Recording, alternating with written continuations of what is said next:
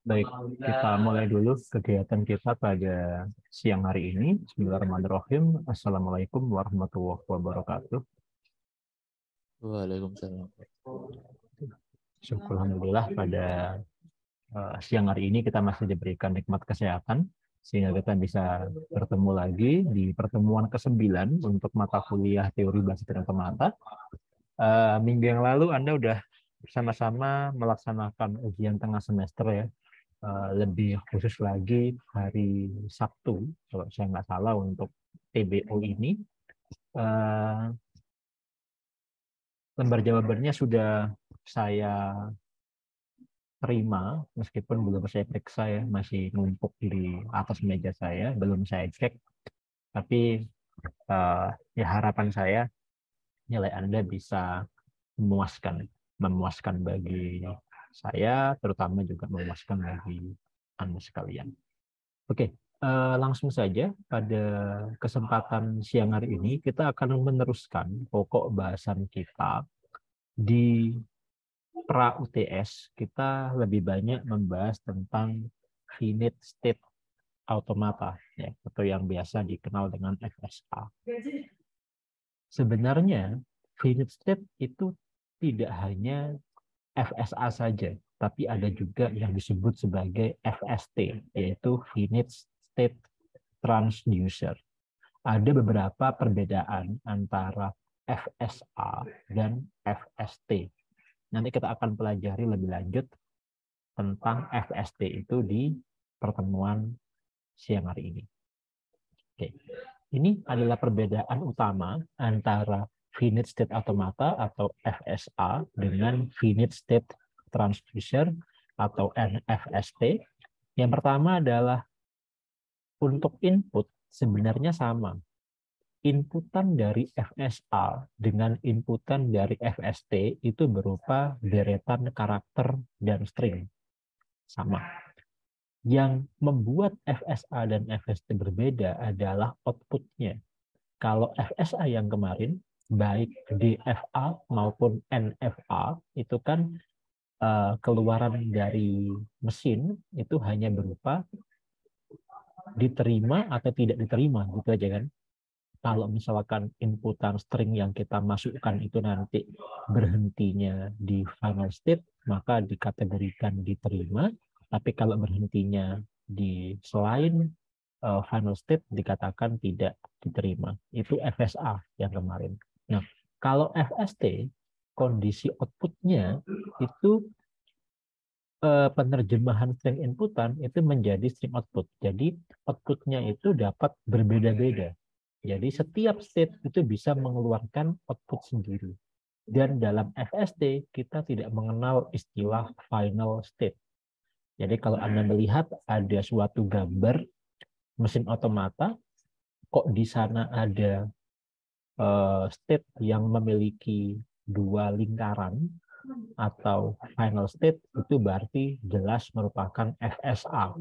Karena dalam FST tidak ada yang disebut sebagai final state. Jadi semua state bentuknya hanya satu lingkaran saja. Itu yang membuat FSA dan FST berbeda. Nah, kita akan lanjutkan. Nah, jenis FST sendiri itu ada dua. Sama seperti FSA kemarin. Kalau yang FSA itu ada deterministik sama non-deterministik. Kalau FST itu nanti ada yang disebut sebagai Moore mesin atau mesin Moore dan Mealy mesin. Ya, ada dua ini. Di pertemuan kali ini kita akan bahas yang Moore mesin. Untuk yang Mealy mesin kita bahas di pertemuan berikutnya. Nah, ini merupakan karakteristik dari finite state transducer atau FST. Yang pertama adalah FST terdiri dari sejumlah state tanpa final state. Yang kedua, ini bergantung dari jenis FST-nya. Kalau Mealy mesin, dia karakteristiknya adalah state tersebut dihubungkan oleh transisi yang diberi label pasangan input atau output. Sedangkan kalau more mesin output berasosiasi dengan state-nya. Kemudian karakteristik FST yang berikutnya adalah FST dimulai dengan initial state yang ditentukan dan melompat ke state yang berbeda tergantung pada nilai input. Sampai di sini dia sama dengan FSA, ya. Dimulai dari initial state dan dia bisa berpindah ke state lain bergantung kepada inputan yang dimasukkan oleh user. Sama dengan FSA. Tapi sisanya ini yang berbeda. Sambil menghasilkan output sesuai dengan tabel transisinya. Jadi dalam FST, setiap kali dia berpindah state, dia bisa menghasilkan output. Kalau FSA, output itu hanya bisa muncul kalau semua karakter yang ada pada input string itu sudah selesai kita periksa. Output hanya muncul sekali di akhir, tapi kalau dalam FST, di setiap state nanti bisa muncul output yang berbeda. Nah, kalau Anda masih bingung, nggak masalah, nanti akan lebih clear, lebih jelas ketika kita masuk ke contoh kasus. Karena sebenarnya FST ini simple, gampang banget. Kita lanjut ya ke jenis FST yang pertama, yaitu more mesin. More mesin itu didefinisikan dengan menggunakan tuple yang berisi 6 elemen. Jadi ada Q, sigma, delta kecil, lalu S, lalu ada delta besar, dan ada lambda. Ini sama-sama bacanya delta ya. Hanya ini delta kecil, ini delta besar. Jadi kalau di huruf Latin itu kan ada huruf kapital sama huruf kecil. Nah, sama di huruf Greek atau huruf Yunani juga sama. Ada huruf kecil, ada huruf besar. Nah, delta itu huruf kecilnya bentuknya kayak gini, huruf besarnya bentuknya segitiga kayak gini. Sama-sama dibacanya delta. Tapi beda, maknanya beda. Jadi isinya adalah 6 elemen. Kalau yang FSA kemarin itu kan tupelnya hanya berisi 5 elemen ya. Hanya Q, sigma, delta, S, dan F gitu kan. Kalau yang more mesin atau yang FST itu ada 6. Q, sigma, delta kecil, S, delta besar, dan lambda. Oke. Q itu sama, merupakan himpunan state. Sigma itu juga sama dengan FSA yang merupakan representasi dari himpunan input simbol. Delta ini juga masih sama dengan FSA yang merupakan fungsi transisinya. Bisa dituliskan dalam bentuk tabel juga. Kemudian untuk yang S ini merupakan initial state. Ada juga yang menuliskan S ini dengan simbol Q0 sama. Di mana S itu merupakan elemen dari Q, dari himpunan Q. Lalu delta besar ini merupakan himpunan output. Karena output dalam FST itu kan bisa banyak. Makanya di sini delta besarnya itu himpunan output. Lalu di sini ada lambda. Jadi selain ada delta kecil yang merupakan fungsi transisi, di sini juga ada lambda yang merupakan fungsi output untuk setiap state-nya. Ya, jadi ada ini 6 elemen di dalam tuple mesin Moore sendiri. Oke, ini adalah contoh mesin Moore yang pertama. Nanti akan saya contohkan 3 mesin Moore agar Anda bisa paham bagaimana cara kerja dari mesin Moore itu sendiri. Ini contoh yang pertama. Dalam contoh yang pertama ini merupakan mesin Moore untuk menghasilkan komplement. Komplement itu negasi ya, atau lawan dari nilai biner yang diinputkan. Jadi kalau misalkan saya menginputkan 1011, maka nanti harapan saya yang keluar adalah 0100. Jadi merupakan lawannya. Kalau di sini 1, maka di sini saya ganti dengan 0. Kalau di sini 0, di sini saya ganti dengan 1. Ini 1 saya ganti 0, 1 saya ganti 0. Intinya adalah dia akan menghasilkan output yang merupakan lawan dari inputannya. Jadi kalau misalkan saya masukkan 1, 1, 1, nanti yang keluar itu 0, 0, 0 gitu ya. Nah, pokoknya lawannya. Nah, di sini kalau Anda lihat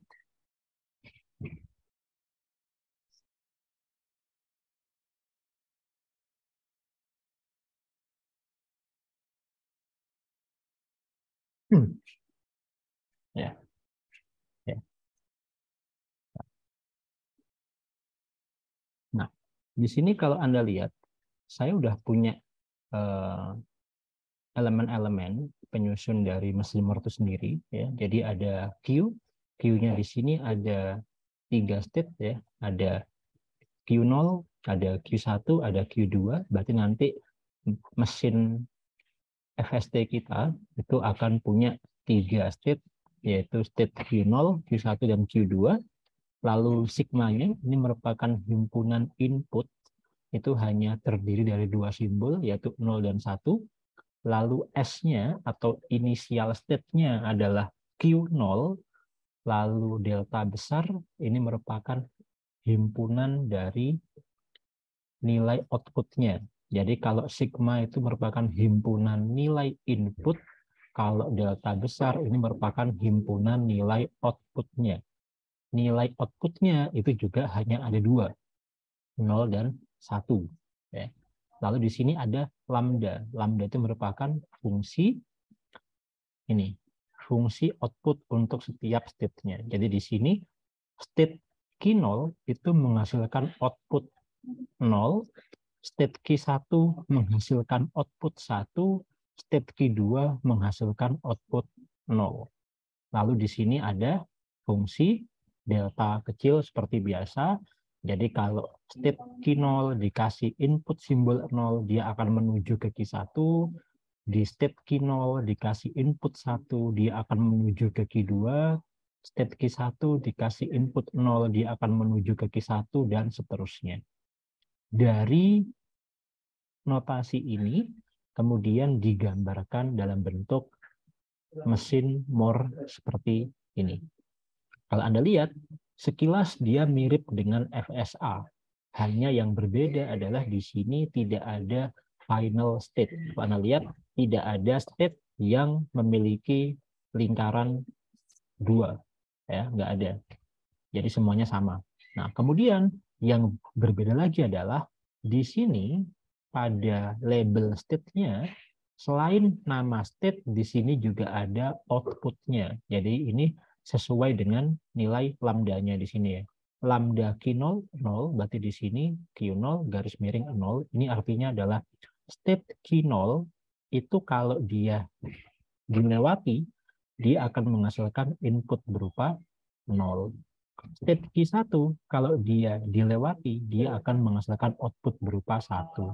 Q2, kalau dia dilewati, dia akan menghasilkan output berupa 0, dan seterusnya. Oke? Panah-panahnya yang ada di sini juga sesuai dengan fungsi deltanya yang ada di sini. Nah, sekarang bagaimana cara kerjanya, Pak? Oke. Kalau misalkan saya masukkan input misalkan 1, 0, 1, 1. Cara kerjanya sebenarnya sama seperti yang di FSA. Ya, mirip. Jadi pertama, misalkan saya akan masuk dari initial state. Ya, kita sekarang posisinya ada di Q0. Nah, ketika saya berada di Q0, ya, ketika initial state, di sini tidak ada nilai output yang saya hasilkan karena prosesnya belum jalan. Ya, dia masih stay di sini, berhenti di sini. Tidak ada output apapun yang saya hasilkan. Kemudian saat saya dikasih input simbol 1, ya, dari Q0 saya akan menuju ke Q2. Nah, saat saya berada di Q2, maka di sini saya akan mengeluarkan output berupa 0. Nah, sesuai dengan yang di sini. Karena ketika saya berada di Q2, maka saya akan menghasilkan output.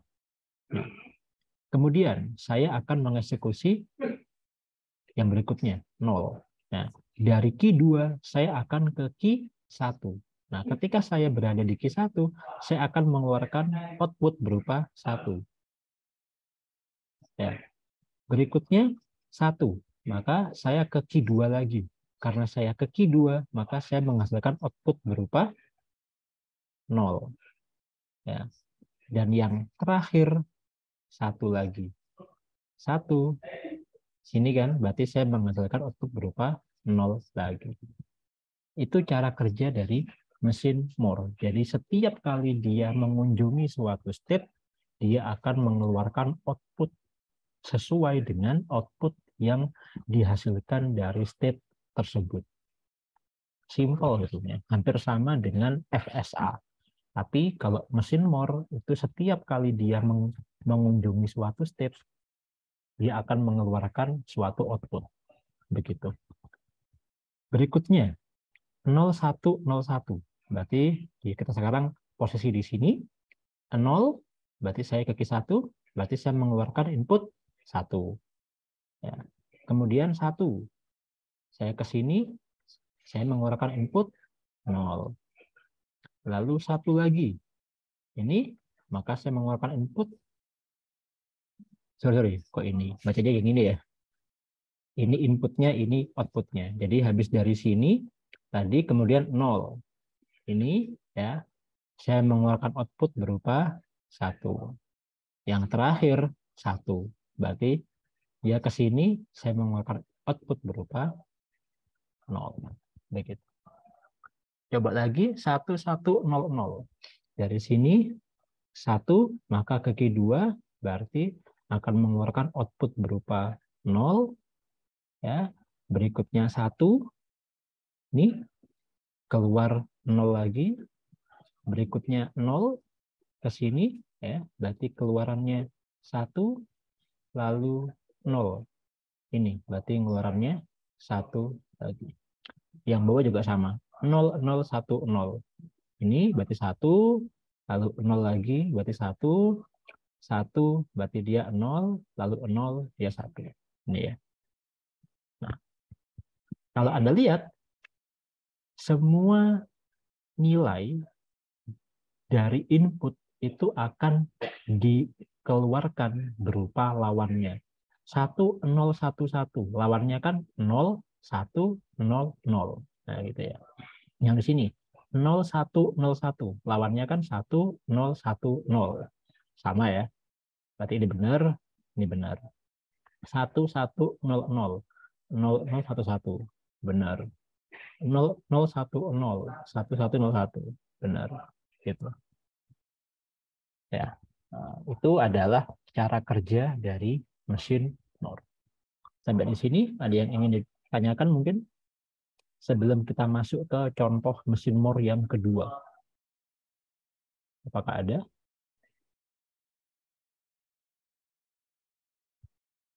Nggak ada ya? Cukup jelas ya? Karena simple mesin Moore-nya. Oke, kita langsung masuk ke contoh yang berikutnya. Contoh yang kedua. Oke. Mesin Moore itu tidak hanya bisa digunakan untuk kasus seperti yang pertama tadi, tapi dia bisa digunakan untuk kasus-kasus yang lebih kompleks ketimbang FSA maupun yang contoh yang pertama tadi. Contoh di sini, mesin Moore itu bisa kita gunakan untuk menghitung nilai modulus dari suatu bilangan ketika bilangan itu dibagi dengan 3. Ya. Jadi misal di sini nilai inputnya saya inputkan berupa bilangan biner. Ya. 101. 101 ini adalah merupakan nilai 5 ya, dalam kode biner. Kalau Anda mungkin masih nggak paham gimana caranya mengubah dari bilangan desimal ke bilangan biner, apa namanya, ingat-ingat aja ini. Jadi 2 pangkat 0, ya, lalu 2 pangkat 1, kemudian maaf, tadi 2 pangkat 2, ya, kemudian 2 tadi 2 pangkat 3 dan seterusnya, ya. Nah, 2 pangkat 0 itu kan sebenarnya nilainya adalah 1. 2 pangkat 1 itu kan 2 ya. 2 pangkat 2 itu kan 4. Ya. 2 pangkat 3 itu 8. Nah, jadi pada dasarnya kalau misalkan saya mau ngasih nilai 5 itu kan pada dasarnya 4 ditambah 1. Nah, ini berarti yang di sininya 0, di sininya 1, di sininya 0, di sininya 1. 4 tambah 1 itu kan 5. Jadi 5 itu sama dengan 101. Angka 0 di belakang ini bisa diabaikan. Ini kalau mau diteruskan ke samping kiri ya bisa. Berarti 2 pangkat 4, 2 pangkat 5, 2 pangkat 6, dan seterusnya. Kalau misalkan 7 itu berarti kan 4 tambah 2 tambah 1. Berarti 7 itu sebenarnya 1, 1, 1. Kalau 1, Pak, 1 itu kan 2 pangkat 0. Jadi bisa aja saya tuliskan 0, 0, 1. Gitu. 3, Pak. 3 itu kan 2 tambah 1. Berarti 3 itu 0, 1, 1, dan seterusnya. Ya. Misal di sini saya punya input. Jadi inputan saya adalah 101 yang merupakan angka 5 dalam kode biner. Kalau 5 modulo 3 itu hasilnya kan berapa? 2 kan ya. Modulo itu kan sisa bagi. Jadi kalau 5 saya bagi 3 itu kan sisa 2. Nah, jadi 5 modulo 3 itu 2. 7 modulo 3 adalah 1. 6 modulo 2 adalah, modulo 3 adalah 0, dan seterusnya. Oke? Nah, gimana caranya saya bisa menciptakan suatu mesin Moore yang dia bisa digunakan untuk menghitung itu. Jadi misalkan saya masukkan angka 011, ini kan sebenarnya adalah 3 ya. Kalau 011 saya masukkan, maka nanti nilai outputnya adalah 0. Karena 3 modulo 3 itu 0. Kalau misalkan saya masukkan 101, itu yang muncul adalah 2, dan seterusnya. Oke, nah misal di sini saya buat mesin Moore, ya, ini merupakan elemen-elemen dalam tapelnya, ya, ada Q-nya ada 3 elemennya, Q0, Q1, Q2, berarti nanti ada 3 state, lalu sigmanya itu 0 dan 1, ya, karena yang akan kita masukkan itu berupa bilangan biner, gitu kan. Kemudian S-nya, initial state-nya adalah Q0, kemudian delta besarnya atau himpunan output-nya adalah 0, 1, dan 2. Mengapa kok hanya ini aja? Karena kita ingin menciptakan suatu sistem Moore, ya, Moore mesin untuk modulo 3. Kalau modulo 3, sisa bagi yang mungkin itu hanya kalau nggak 0, ya 1, ya 2. Nggak mungkin 3 atau 4 gitu ya, karena modulonya modulo 3. Kecuali kalau misalkan Anda ingin buat sistem Moore atau Moore mesin untuk modulo 5 gitu. Kan nanti kemungkinan untuk delta besarnya itu ada 0, 1, 2, 3, dan 4. Gitu. Tapi karena kita ingin membuat mesin Moore untuk bilangan 3, maka kemungkinan dari outputnya itu cuma ada 3. 0, 1, atau 2. Maka di sini sigma delta besarnya itu hanya 3 saja. 0, 1, dan 2. Lalu di sini ada lambda. Ya. Jadi lambda untuk Q0 adalah 0, lambda untuk Q1 adalah 1, dan lambda untuk Q2 adalah 2. Gitu. Ini juga bisa Anda sesuaikan dengan jumlah delta besarnya. Kalau delta besarnya itu ada 3, maka minimal state-nya juga ada 3. Kalau delta besarnya ada 5, minimal jumlah state-nya nanti juga akan ada 5. Begitu. Lalu di sini ada fungsi delta kecil seperti biasa. Dari sini, kalau saya gambarkan dalam bentuk mesin Moore-nya, maka akan muncul bentuk seperti ini. Ya, ini merupakan bentuk dari Moore mesinnya. Nah, kita coba sekarang. Dengan Moore mesin ini, kita masukkan input string. Nanti kira-kira hasilnya seperti apa. Oke. Misal, saya masukkan input 101. Oke. Ketika saya masukkan input 101, berarti kan dia posisinya di sini ya, awalnya di sini. 1 berarti dia dari Q0 saya ke Q1. Nah, ketika saya di Q1, berarti saya memunculkan output 1. Gitu kan? Berikutnya, setelah itu, yaitu 0. Dari 0, dari Q1, ketika dikasih 0, saya ke Q2. Berarti keluar output berupa angka 2. Ya. Yang ketiga 1. Berarti keluar lagi angka 2. Loh Pak, kok munculnya jadi 122? Nah, ini keistimewaan juga dari finite state transducer atau FST. Dalam FST, kita bisa hanya mengambil output itu, tidak harus semua outputnya kita ambil. Kita bisa hanya mengambil output itu di akhir saja, atau bahkan hanya sebagian output saja yang kita simpan. Nah, untuk kasus atau untuk contoh nomor 2 ini, kita hanya akan mengambil output yang paling belakang saja. Jadi yang 2 output pertama itu tidak saya lihat. Yang saya lihat itu hanya output yang terakhir. 2. Berarti 101 ketika saya inputkan outputnya adalah 2. Contoh lain lagi. 011. 011 ini sebenarnya kan kalau angka desimal adalah merupakan angka 3 ya. Nah, 3 modulo 3 itu kan 0, ya kan? Sekarang kita coba 011. Awalnya di sini 0 ya, berarti nanti munculnya output 0, lalu 1, berarti di sini keluarannya 1, lalu 1 lagi di sini. Keluarannya 0. Yang saya ambil adalah output terakhir 0. Sama kan dengan yang di sini. Coba sekali lagi. 110. 110 itu kan sebenarnya angka 6 ya. Nah, 6 modulo 3 itu kan 0. Kita coba sekarang. 1, ini kan berarti munculnya 1 outputnya. Lalu 1 lagi, berarti di sini. Berarti dia outputnya 0, berikutnya 0. Ini, berarti 0 lagi. Nah, yang diambil output terakhir 0.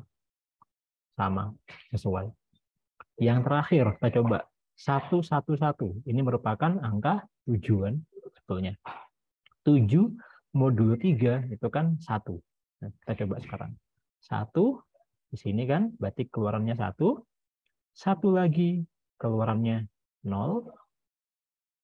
1 lagi, berarti keluarannya 1. Yang diambil angka terakhirnya. So, sama. Nah, gitu. Di sini saya tegaskan lagi, dalam Moore mesin, output yang diambil bisa didefinisikan sendiri oleh developer. Asalkan konsisten dan bisa diambil seluruh outputnya, output terakhir, sebagian output saja, atau agregasi dari outputnya. Jadi Moore mesin itu cukup fleksibel. Anda bisa mengambil semua outputnya, bisa juga hanya mengambil yang terakhir saja, hanya bisa mengambil sebagian saja, atau bahkan agregasi. Agregasi itu misalkan Anda jumlahkan, atau Anda kalikan, atau Anda apakan, itu bebas. Yang penting adalah konsisten. Maksudnya konsisten itu adalah ketika misalkan mesin ini, ketika saya masukkan input string yang di sini, yang saya ambil adalah output yang paling akhir. Maka ketika saya masukkan input yang lain di mesin yang sama, juga yang harus diambil juga merupakan output yang paling akhir juga. Nggak boleh misalkan untuk input string ini yang saya ambil adalah output yang terakhir. Untuk input string yang kedua yang saya ambil adalah output yang di tengah-tengah, itu nggak boleh. Jadi harus konsisten. Begitu. Ya. Oke. Itu untuk contoh more mesin yang kedua. Contoh yang ketiga sekarang. Nah, contoh yang ketiga adalah mesin more yang bisa menghitung berapa kali deret string ABB itu muncul dalam sebuah string. Nah, ini contoh dalam agregasi. Jadi nanti kita akan menjumlahkan output yang ada dalam output yang dikeluarkan oleh mesin more tersebut. Jadi kalau misalkan di sini saya masukkan input ABB ABB, ya, karena yang saya lihat adalah berapa kali sih ABB ini muncul, ya. Di sini kan ada muncul 2 kali. Ini 1, ini 2.